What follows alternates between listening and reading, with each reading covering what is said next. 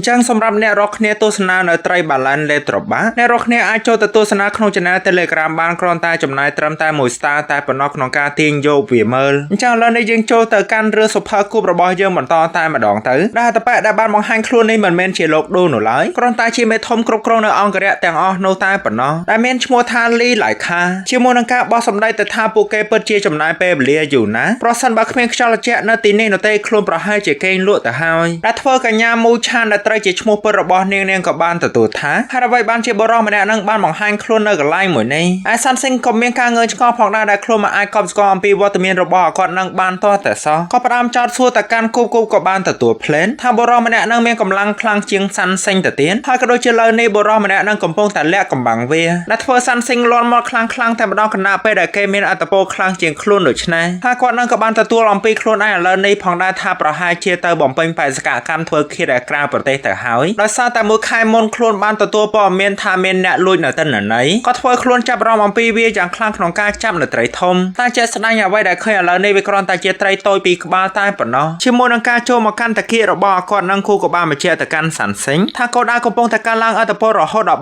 350តែជាមួយនឹងការឡើងដល់450គាត់នឹងក៏បានបោះសម្ដីមកបន្តផងដែរថារឿងទាំងអស់នេះវានឹងអាចប្រែក្លាយទៅជារឿងធំប្រសិនបើខ្លួនមិនបានបំបត្តិនៅរឿងតូចតាចទាំងអស់នេះជាមួយនឹងការផ្ដាំការញុះញង់ថាអ្នកក្រមអង្គមនឹងត្រូវបានជ្រើសរើសថ្មីដូច្នេះពួកគេចាប់អារម្មណ៍ជាមួយនឹងការធ្វើការជាមួយនឹងខ្លួនដែរឬទេតែសាន់ស៊ីងក៏បានចាប់ដៃឲ្យគាត់នឹងជាប់បំរុងនឹងប៉ះទៅកាន់មូយ៉ានទៅហើយក៏ដូចជាបោះសម្ដីទៅថាមនុស្សទាំងអស់នោះគឺជាបពុរបស់គាត់នឹងមែនទេក៏ធ្វើឲ្យគាត់នឹងទទួលផ្លេផងដែរថាវាដូច្នោះក៏ដូចជាផ្ដាំដៀលទៅផងដែរថាឯងក៏ជាមនុស្សឆោតល្ងងចាណាសាន់ស៊ីងគ្រាន់តែលើក៏បានបើកនៅការវាបហាផ្លែនចាណាកាន់ណៃរបស់សាន់ស៊ីងមិនអាចជ្រៀតចូលសាច់ឲ្យគាត់នឹងបាននៅឡើយតែមើលទៅដៃឲ្យគាត់នឹងហាក់ដូចជាត្រូវបានវាកាត់ប្រែคล้ายទៅជាដៃទៅហើយក៏ធ្វើឲ្យមូយ៉ាងមិននឹកស្មានថាហាសនាមដៃរបស់គាត់នឹងវាមិនមែនមានត្រឹមតែឈ្មោះនោះឡើយតែជាមួយនឹងការមានព្រៀបដូច្នេះក៏ធ្វើឲ្យគាត់នឹងរៀងមានអំនួនវាបហារុញសាស៊ីងរហូតដល់ដាច់ផ្ងាតតែម្ដងតែជាមួយនឹងការចាប់អារម្មណ៍របស់មូឆានថាគាត់នឹងផ្ដោតទៅលើការវាបហាចំពោះសាន់ស៊ីងក៏ឆ្លៀតឱកាសក្នុងការវាឆ្មក់ផងដែរតែនៅតែមិនអាចចូលដែលគាត់នឹងបានពុតដៃរបស់ខ្លួនមួយទំហឹងក្នុងការទប់រងតែម្ដងតែជាមួយនឹងការរុញច្រានឲ្យគាត់នឹងដើម្បីមានឱកាសក្នុងការដកឃ្លាប្រែជាសាន់ស៊ីងត្រូវទទួលរងមួយជើងរបស់គេទៅវិញឯមូយ៉ានឃើញឲ្យគាត់នឹងឈ្មោះទៅរងចឹងក៏បញ្ញាប់ដកខ្លួនដែរតែគាត់នឹងក៏បានបោះសម្ដីទៅថាខ្លួនចូលចិត្តកំចាត់អ្នកវាបហាលួចលាក់ដូច្នេះតែសាន់ស៊ីងហាក់ដូចជាឌឺអញ្ចឹងក៏បានឆ្មក់គេមួយជើងចូលពេញបាត់ទៅហើយជាមួយនឹងការបោះសម្ដីថាមួយជើងរបស់លោកអបាញ់មិញវាខ្លាំងពេកហើយតែគាត់នឹងក៏មិនណយផងដែរជាមួយនឹងការចាប់ជើងជាប់វាយកវត្តមានរបស់សាន់ស៊ីងជាមួយនឹងការដៀលទៅថាឯងធ្វើជាមនុស្សកំ ប្លែងបង្កើតនៅរឿងមិនសមរម្យពេកហើយក៏បានបោកសាន់សេងតែម្ដងជាមួយនឹងការយាពើក្នុងការបញ្ចំមួយយ៉ាងក៏បានបញ្ចេញសកម្មភាពក្នុងការទប់ស្កាត់ភ្លែនក៏ដូចជាព្យាយាមប្រើល្បឿនរបស់ខ្លួនក្នុងការបង្វែងដានអាកតនឹងតែវាក៏ហាក់ដូចជាមិនអាចបោកបញ្ឆោតទៅកាន់អាកតនឹងបាននៅឡើយតែវាក៏បានស្ថិតនៅក្នុងការបង្វែងដានដដែលដែលនាងបានបញ្ឆោតវាផ្ដល់ឱកាសឲ្យសាន់សេងនោះទេដែលសាន់សេងក៏បញ្ញាប់ធ្វើចលនាយ៉ាងលឿនក្នុងការវាបកទៅកាន់អាកតនឹងជាមួយនឹងការឈ្គន់មកបន្តិចនោះក៏ធ្វើអាកតនឹងដកខ្លួនយ៉ាងបញ្ញាបញ្ញាលផ្លេចខ្លួនដល់ថ្នាក់ជ្រាលជើងធ្លាក់ក្នុងទឹកផងដែរជាមួយនឹងការឃើញភាពតក់ស្លុតបែបនេះសាន់សេងបានត្រឹមតែធ្វើដៃនោះទេហើយគាត់នឹងក៏ព្រមសារភាពផងដែរដែលខ្លួនបានមើលស្រាលទៅកាន់វត្តមានសាន់សេងថាអ្វីដែលសាន់សេងបានប្រើគឺជាបច្ចេកទេសសម្ងាត់មែនទេជាមួយនឹងការធ្វើមករបស់សាន់សេងមួយយ៉ាងក៏បានបញ្ជាក់ទៅកាន់សាន់សេងផងដែរថាពួកគេមានឱកាសដែរទេប្រសិនបើសហការគ្នាក៏ធ្វើសាន់សេងទទួលផ្លេតតែម្ដងថាវាប្រហែលជាមានត្រឹមតែឱកាសរត់គេចតែប៉ុណ្ណោះក្នុងការផ្ទេរធម្មពលត្បូងទៅក្នុងកាន់ណៃក្នុងការបង្កើនល្បឿនពេញលេញរបស់វាតែចំណាវាមានត្រឹមតែ 25% នៃធម្មពលត្បូងតែប៉ុណ្ណោះក្នុងការបញ្ចូលទៅកាន់វាហើយអត្ថភាពក្នុងការបំផ្លាញរាល់ធាតុទាំងអស់វាអាចកើនឡើងរហូតដល់ 60% ហើយគូក៏បានប្រកាសថាគណៈពេលនេះវាកំពុងតែធ្វើប្រតិបត្តិការដូច្នេះមុខងារ Teleport និងកម្មរស្មីវិទ្យុសកម្មត្រូវបានផ្អាកមួយរយៈធ្វើសាន់សេងភ្ញាក់ព្រើតតែម្ដងតែគាត់នឹងក៏បានស្ទុះមកវឹងជាមួយនឹងការអុកមួយដៃចូលពេញបានបាត់ទៅហើយបណ្ដាលឲ្យសាន់សេងលុតជង្គង់ក្រឹបជាមួយនឹងការក្អួតឈាមភ្លាមក៏ធ្វើមូយ៉ានមានការព្រួយបារម្ភផងដែរក៏បានបើកការវាបហាទៅកាន់អាកតនឹងភ្លាមតែរាល់ចលនារបស់នាងវាមិនមែនជាបញ្ហាទៅកាន់អាកតនឹងនោះឡើយតែគាត់នឹងគ្រាន់តែកវះដែរបន្តិចក៏បានបណ្ដាលឲ្យនាងរបូតដាវទៅហើយដោយសាន់សេងក៏បានហក់មកម្ដងទៀតក្នុងការចូលរួមវាបហាដោយឲ្យនាងក្រាបចុះតែចូលមកដោយឲ្យគេចាប់ជើងបោកអញ្ចឹងឯមូយ៉ានក៏បានព្យាយាមចូលរួមបញ្ជនតែក៏ត្រូវបានគេអុកមួយជើងនឹងគេក៏បានបណ្ដាលឲ្យនាងក្អួតឈាមជាមួយនឹងការកវទៅកាន់ជ្រុងម្ខាងតែគាត់នឹងហាក់ដូចជាគ្រឿជាមួយនឹងសាន់សេងទៅហើយទោះបីតែឃើញស្ថានភាពសាន់សេងយ៉ាងណាក៏ដោយក៏ចូលទៅបន្ថែមមួយជើងបានត្រឹមតែធ្វើឲ្យមូយ៉ានមានការព្រួយបារម្ភប៉ុណ្ណោះហើយវាក៏ធ្វើឲ្យគាត់នឹងចាប់អារម្មណ៍ពីសាន់ នសេងពេលនេះហាក់ដូចជាមិនអាចប្រើប្រាស់នៅបច្ចេកទេសសម្ងាត់របស់ខ្លួនបានបន្តទៀតមើលទៅវាហាក់ដូចជាប្រើបានត្រឹមតែម្ដងប៉ុណ្ណោះដែលធ្វើគាត់នឹងហាក់ដូចជាបង្ហាញនៅក្រសែភ្នែកខកចិនឯមួយយ៉ាងក៏បញ្ញាប់សួរអំពីស្ថានភាពរបស់សានសេងតែជាមួយនឹងការទទួលរបស់សានសេងថាខ្លួននៅរស់តែនោះក៏បានជំរុញវត្តមានរបស់នាងឲ្យចាក់ចេញមុនបាត់ទៅហើយសម្រាប់ខ្លួននឹងធ្វើការពជាពេលសម្រាប់រឿងនេះតែជាមួយនឹងការស្ទាក់ស្ទើររបស់នាងសានសេងក៏បានស្រែកមកថាគ្មានតែអ្វីនោះទេដែលនាងគ្រាន់តែចាក់ចេញទៅដែលសានសេងក៏បានផ្ដាំនឹងការវាយប្រហារបន្តឲ្យនាងក៏បានចូលរួមនឹងគេផងដែរក៏ធ្វើគាត់នឹងទទួលថាពួកគេព្យាយាមបិទនឹងការមើលឃើញរបស់ខ្លួនដោយប្រើទឹកមែនទេតែវាមើលទៅពិតជាកូនក្មេងមែនតែយ៉ាងណាមួយដែលបានហោះមកចុងក្រោយវាគឺជាក្របបែកតែគាត់នឹងនៅតែទទួលថាពួកគេបានធ្វើវារួចរាល់ហើយមែនទេយ៉ាងណាបន្ទាប់ពីការផ្ទុះមួយនឹងពួកគេបានខ្វល់ខ្វាយអ្វីនៅឡើយក្រៅពីការកិច្ចខ្លួនចំណែកគាត់នឹងវិញជាមួយនឹងការមិនទទួលរងបញ្ហាធំដុំក៏បានស្ទុះមកវឹងជាមួយនឹងការបោះសម្ដីមកថាតើអ្នកណាបានប្រាប់ឲ្យពួកគេចាក់ចេញតែសាន់សេងក៏បានស្ទុះមកតបឲ្យគាត់នឹងវឹងជាមួយនឹងការនិយាយថាខ្ញុំបាននិយាយតែគាត់នឹងហាក់ដូចជាកិច្ចផុតជាមួយនឹងការបោះសម្ដីមកវិញថាឯងគ្មានសិទ្ធិនៅឡើយផ្ដាំចាប់ដៃសាន់សេងបោកតែម្ដងឯមួយយ៉ាងនាងក៏បានឆ្លៀតក្នុងការវាយឆ្មក់ដែរតែខ្លួនស្រីគ្មានកម្លាំងឯណាប្រឆាំងជាមួយនឹងគេនៅឡើយគាត់ត្រូវបានអឹបនឹងចិញ្ចាំងម្នាក់ទៀតតែយ៉ាងណាសាន់សេងមិនឲ្យគាត់នឹងផ្ដោតទៅលើនាងតនៅឡើយជាមួយនឹងការបោះសម្ដីទៅថាការប្រយុទ្ធរបស់ពួកយើងមិនទាន់បានបញ្ចប់នៅឡើយយ៉ាងណាការដាល់ចូលមួយនោះគេទប់ងាយងាយតែម្ដងជាមួយនឹងការទាញយកវត្តមានរបស់សាន់សេងអុកមួយជង្គង់បន្ថែមក៏ធ្វើគាត់នឹងហាក់ដូចជាផ្ដោតយោបល់ទៅវិញផងដែរថាទុនខ្សោយណាស់គួរតែបោះបង់ចោលទៅតែសាន់សេងមិនបានគិតដូច្នោះនៅឡើយជាមួយនឹងការព្យាយាមធ្វើវាបន្តក៏ធ្វើគាត់នឹងខកចិត្តបាត់ទៅហើយផ្ដាំនៅការខឹងសម្បាវិញថាឯងកំពុងតែចង់ស្លាប់ហើយមែនទេថែមសាន់សេងផ្ញើនឹងជញ្ជាំងតែម្ដងយ៉ាងណាសាន់សេងនៅតែព្យាយាមបោះសម្ដីមកថាតើនេះគឺជាជីតារបស់លោកមែនទេវាគួរតែហួសម៉ោងលោកចូលគេងហើយចាណាគាត់នឹងលើគេចំអកកម្លាំងរបស់ខ្លួនខ្សោយដូច្នេះក៏ផ្ដាំប្រកាសបង្ហាញទៅកាន់សាន់សេងតែម្ដងអំពីជីវិតដែលអាក្រក់ជាងសេចក្តីស្លាប់វាទៅជាយ៉ាងណាឯសាន់សេងក៏បានព្យាយាមចោទសួរទៅកាន់គុំថាវារួចរាល់ឬនៅតែការរួមបញ្ចូលមួយនេះវានៅសល់1នាទី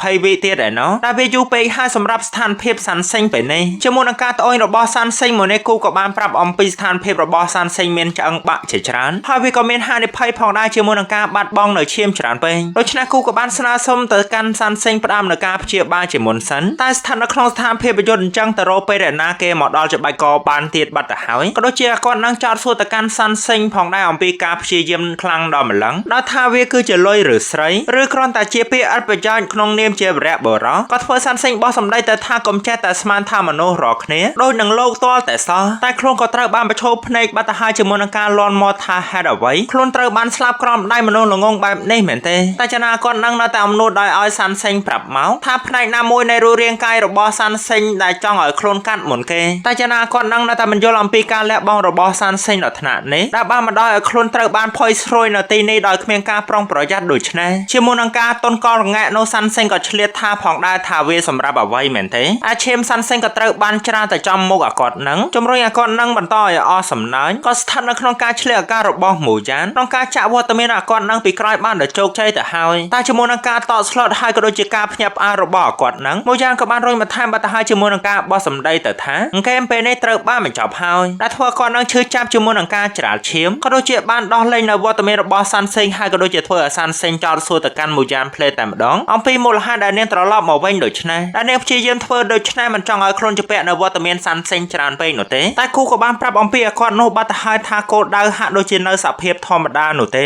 េក៏ធ្វើសាន់សេងឃើញនៅចំហាយពីខេតដេញតាមពីក្រោយមូយ៉ានផងដែរជាមួយនឹងការព្យាយាមស្រែកឲ្យនាងប្រុងប្រយ័ត្នក៏ជំរុញឲ្យនាងអាឡាតកិច្ចផុតទាន់ពេលតែយ៉ាងណាគាត់នឹងនៅតែសប្បាយចិត្តក្នុងការដេញវេបហាវត្តមានមូយ៉ានបន្តអានាងវិញក៏មិននៅស្ងៀមផងដែរជាមួយនឹងការព្យាយាមតទល់ជាមួយនឹងអាគាត់នឹងតែជាមួយនឹងការកិច្ចចេញពីការវេបហាយកអឡងរបស់នាងក៏បានស្ថិតនៅក្នុងការបាញ់ប្រហារដោយប្រើប្រាស់ថាមពលចេញពីសំណាក់អាគាត់នឹងបាត់ទៅហើយក៏ជំរុញឲ្យសាន់សេងមានការព្រួយបារម្ភមិនស្ទើរនៅឡើយអំពីស្ថានភាពរបស់នាងឯខ្លួនក៏កំពុងតែយ៉ាប់យ៉ឺនផងដែរក្អួតឈាមបណេបណាឡើងពេញតែនឹងហើយគាត់នឹងក៏បានផ្ដាំប្រាប់ផងដែរអំពី Older Keeper គឺជាមនុស្សប្រភេទថ្មីត្រូវបានពង្រឹងដោយការប្រើប្រាស់ថ្នាំនិងបច្ចេកវិទ្យាការវាយប្រហារបន្តិចបន្តួចបែបនេះវាគ្មានន័យនៅឡើយដែលគាត់នឹងក៏ត្រូវជាមនុស្ស Old Keeper ផងដែរជាមួយនឹងការទទួលសរសើរអំពីដាវដ៏ល្អនេះត្រូវជាអាវុធដ៏ល្បីល្បាញចំណាត់ថ្នាក់ទី2ក៏បានឈ្មោះដំណើរទៅរកវត្តមានរបស់មូយ៉ានជាមួយនឹងការបោះសម្ដីទៅថានេះគឺជារង្វាន់សម្រាប់នាងដែលធ្វើឲ្យខ្លួនមានការឈឺចាំដូច្នេះនាងអាចស្លាប់ក្រោមកំបិតរបស់ខ្លួនឯងហើយមើលទៅវានឹងទៅជាយ៉ាងណាហើយគណៈនោះការរួមបញ្ចូលរបស់គូក៏ត្រូវបានបញ្ចំភាពរហ័សរហួននៃកំបិតនោះឡើង3បន្ថែមទៀតក៏ដូចជាល្បឿនរបស់វាបានកើនឡើងមួយកម្រិតក៏ដូចជាបានប្រែក្លាយទៅជាអាវុធកម្រផងដែរមានការបន្ទោសចេញនៅសារធាតុតក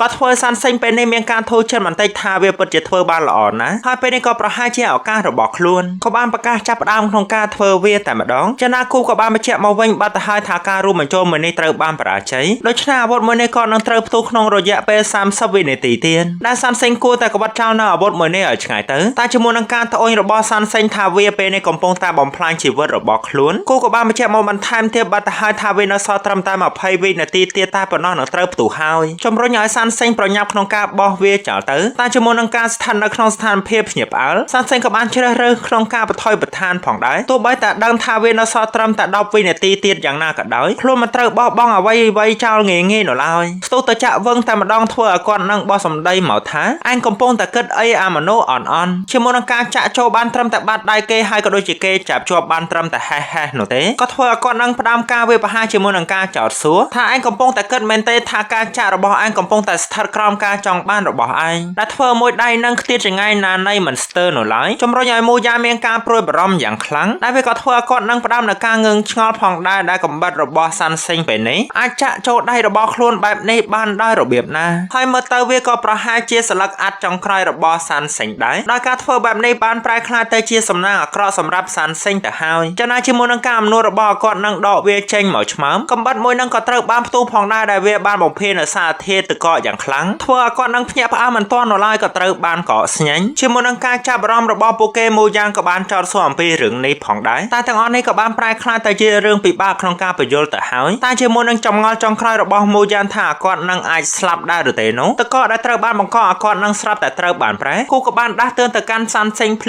លាមផងដែរអំពីកម្លាំងប្រយុទ្ធរបស់គាត់នឹងកំពុងតែកើនឡើងជាមួយនឹងការលើដូច្នេះទៅហើយសានសេងក៏បញ្ញាក្នុងការបបួលវត្តមានរបស់មូយ៉ានក្នុងការចាក់ចេញប្រទេសនេះដែលធ្វើឲ្យនាងឆ្ងល់ថាកំពុងតែមានអ្វីកើតឡើងតែធម៌ពលរបស់គាត់នឹងនៅតែកើនឡើងជាលំដាប់ធ្វើមូយ៉ានចោទសួរទៅកាន់សានសេងអំពីមូលហេតុដែលពួកគេកំពុងតែព្យាយាមរត់ដូច្នេះសានសេងក៏បានទទួលថាខ្លួនក៏មិនដឹងដែរកន្លែងនេះរៀមនឹងដួលទៅហើយគួរតែចាក់ចេញឲ្យបានលឿនទៅតែធម៌ពលរបស់គាត់នឹងនៅតែបន្តកើនឡើងជាលំដាប់សានសេងនិងមូយ៉ានក៏បានមកដល់ប្រព័ន្ធលូទឹកហូរផងដែរដែលវាត្រូវជាផ្លូវចេញតែមួយគត់របស់ពួកគេដូច្នេះសានសេងក៏បានជំរុញឲ្យមូយ៉ានចាក់ចេញឲ្យលឿនតែម្ដងហើយនាងវិញក៏បានព្យាយាមនិយាយឲ្យសានសេងទៅជាមួយផងដែរកុំឲ្យសានសេងធ្វើជាបរិបរោះតែម្នាក់ឯងអីព្រោះនាងស្អប់ក្នុងការជំពាក់នរណាគេម្នាក់ខ្លាំងណាស់ឯគូក៏បានបញ្ជាក់អំពីស្ថានភាពរាងកាយរបស់សានសេងដែលវាបានដល់ដានកំណត់ខ្លាំងមែនទែនទៅហើយការផ្ទុះមួយក៏ត្រូវបានកាត់ឡើងឲ្យគាត់នឹងក៏បានស្រែកមកជាមួយថាគ្មាននរណាគេម្នាក់អាចគេចផុតចេញពីទីនេះបាននៅឡើយហើយកម្លាំងប្រយុទ្ធរបស់គាត់នឹងក៏នៅតែបន្តកើនឡើងសានសេងក៏បានព្យាយាមជំរុញទៅកាន់មូយ៉ានឲ្យបញ្ញាប់ចាក់ចេញកុំឲ្យខ្ជិះខ្ជាអំពីពេលវេលាអីខ្លួនមានវិធីក្នុងការរត់គេចរបស់ខ្លួនហើយជាមួយនឹងការរុញច្រានមួយនេះនាងបានត្រឹមតែស្រែកហៅវត្តមានសានសេងប៉ុណ្ណោះឯសានសេងក៏បានត្រឹមតែជូនពរទៅកាន់នាងឲ្យមានសុវត្ថិភាពតែគាត់នោះនៅតែបន្តស្រែកមកថាកុំគិតថាអាចចាក់ចេញបានទាំងអស់គ្នាឲ្យសោះចំណាយជាមួយនឹងការលន់មករបស់សានសេងថាឋានសួគ៌កំពុងតែបោះបង់ចោលនៅវត្តមានរបស់ខ្លួនគាត់នឹងក៏បានបន្តព្យាយាមសម្រុកមកជាមួយនឹងកម្លាំងប្រយុទ្ធការឡើងជាលំដាប់ជាមួយនឹងការមកដល់របស់គាត់នឹងក៏បានបង្កើនការផ្ទុះមួយចំណាយជាមួយនឹងស្ថានភាពស្ងប់ស្ងាត់គាត់នឹងក៏បានត្អូញបាត់ទៅហើយថាខ្លួនកំពុងតែខ្ជិះអំពីបច្ចេកទេសផ្លាស់ប្ដូររបស់ខ្លួនក្នុងការបំបែកវាចេញមកតែពួកគេនៅតែអាចគេចផុតចេញពីមុខរបស់ខ្លួនជាមួយនឹងការងឿងឆ្ងល់លើហេតុផលទាំងអស់នេះបានត្រឹមតែបដិញ្ញានោះទេថាលើក្រោយខ្លួនត្រូវតែបញ្ចប់នៅវត្តមានរបស់ពួកគេឲ្យបានជាមួយនឹងការស្ដាយនៅលើរឿងទាំងអស់នេះស្រ័យពោពេញទៅដោយកំហឹងតែម្ដងជាមួយនឹងការចាក់ចេញរបស់មូយ៉ានាងបានត្រឹមតែសង្ឃឹមថាសានសេងនៅរស់ទៅចោះដែលនោះសានសេងក៏អាចគេចផុតបានមែនរុញខ្លួនចូលទៅក្នុងគូបដាក់វានៅលើខ្នងរបស់នាងទៅហើយជាមួយនឹងការទទួលជាមួយនឹងនាងនៅក្នុងគូបនឹងថាខ្លួននៅរស់ណាទេចាណាខ្លួនឥឡូវនេះពិតជានឿយហត់ខ្លាំងណាស់ជាមួយនឹងការទទួលថាខ្លួនគេងមួយផ្លេតសិនហើ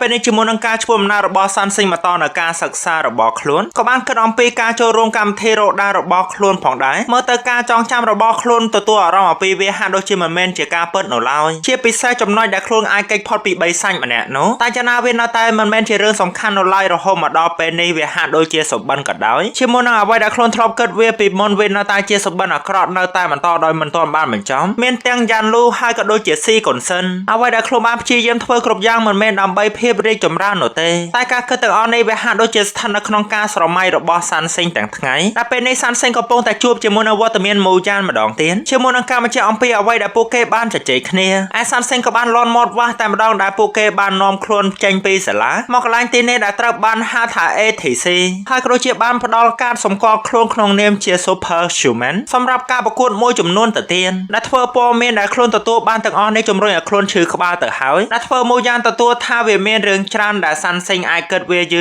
តនាពេលក្រោយបានអ្វីដែលនាងត្រូវការមានតែចម្លើយមួយគត់ជាមួយនឹងសាន់សេងតើចង់ចូលរួមជាមួយនឹង ATC នេះដែរឬទេឯសាន់សេងក៏បានចោទសួរអំពីវាផងដែរថា ATC នឹងគឺជាអ្វីដល់នាងបានផ្ដើមបង្ហាញតែម្ដងថា ATC គឺជាមជ្ឈមណ្ឌលម្ដងគោលដៅនៃការបណ្ដុះបណ្ដាលនោះគឺជាការប្រកួតប្រជែងកម្ពុជា Super Human នៃពិភពលោកហើយសាន់សេងនេះក៏ត្រូវបានជ្រើសរើសក្នុងនាមជាសមាជិកក្រុមរបស់នាងតែសាន់សេងក៏បានដាក់ដៃប្រកែកបាត់ទៅហើយក៏ធ្វើនាងបញ្ញាប់ចោទសួរអំពីមូលហេតុទាំងអស់នេះផងដែរថាសាន់សេងមិនបានស្ដាប់អំពីអ្វីដែលខ្លួននិយាយបន្តិចទេអីអំពីការប្រកួត Super Human ទាំងអស់នេះអ្វីដែលសាន់សេងទទួលនោះដោយសារតែខ្លួនមានរឿងសំខាន់ត្រូវធ្វើហើយនាងវិញក៏បានទទួលប្រាប់អំពីសារៈសំខាន់បន្ថែមទៀតផងដែរនាងនឹងអាចប្រាប់អំពីព័ត៌មានមួយចំនួនបន្ថែមទៀតដោយឥតគិតថ្លៃតែតងនឹង MVP នៃការប្រកួត Super Human លើកទី43ដែលវាបានពាក់ព័ន្ធជាមួយនឹង ស៊ីកុនសិនដែលធ្វើសាន់សេងចាប់អារម្មណ៍ជាមួយនឹងការចោទសួរផ្លេតតែម្ដងថាគាត់នៅឯណាយ៉ាងណានាងមិនបានដឹងអំពីព័ត៌មានបន្ថែមទៀតនោះឡើយហើយនេះក៏ជាអ្វីដែលនាងបានដឹងដោយសារតែស៊ីកុនសិនគឺជាមនុស្សដែលមានអានុភាពខ្លាំងណាស់ហើយក៏ពូកែក្នុងការលាក់ខ្លួនដែលវាពិបាកណាស់ក្នុងការស្វែងរកគាត់ដល់ធ្វើវាឡើងតែម្នាក់ឯងក៏ធ្វើនាងបញ្ជាក់ផ្លេតតែម្ដងជាមួយនឹងស៊ីកុនសិនថានឹងចូលរួមក្នុងការប្រកួតជាមួយនឹងនាងដែរឬទេ